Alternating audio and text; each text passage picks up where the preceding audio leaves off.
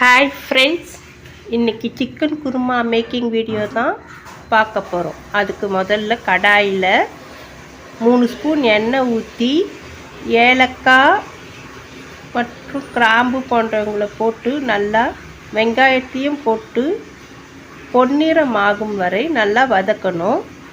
ஒரு 7 பச்சை மிளகாவை அரைச்சி அதில் சேர்த்து நல்லா கலக்கி விடணும்.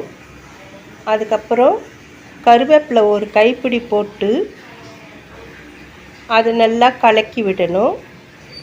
தக்காளி ஒரு 3 தக்காளியை கட் பண்ணி சேர்த்து நல்லா கலக்கி விட்டுட்டு அதோட ஒரு 3 ஸ்பூன் பெப்பர் தூளையும் போட்டு நல்லா ஃப்ரை பண்ணி விட்டிங்கன்னா அது கொதித்து வரும்போது 1/2 கிலோ சிக்கனை அதில் சேர்த்து நல்லா கலக்கி அதை ஒரு 15 நிமிஷம் மூடி வச்சு வேக விடணும். நல்லா வெந்த உடனே ஒரு 10 முந்திரி பருப்பு, 1/2 மூடி தேங்காவோடு சேர்த்து நல்லா அரைச்சி அதை அதில் ஊற்றி நல்லா கலக்கி விடணும். ஒரு 5 நிமிஷம் அது நல்லா கொதி வரணும்.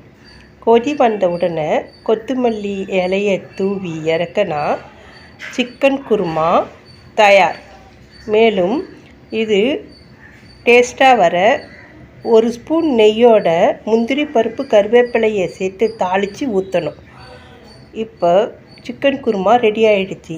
மேலும் இது போன்ற ரெசிபிகளை பார்க்க சாப்பிடலாமா சேனலை லைக் பண்ணுங்கள், ஷேர் பண்ணுங்கள், சப்ஸ்கிரைப் பண்ணுங்கள். Thank you friends.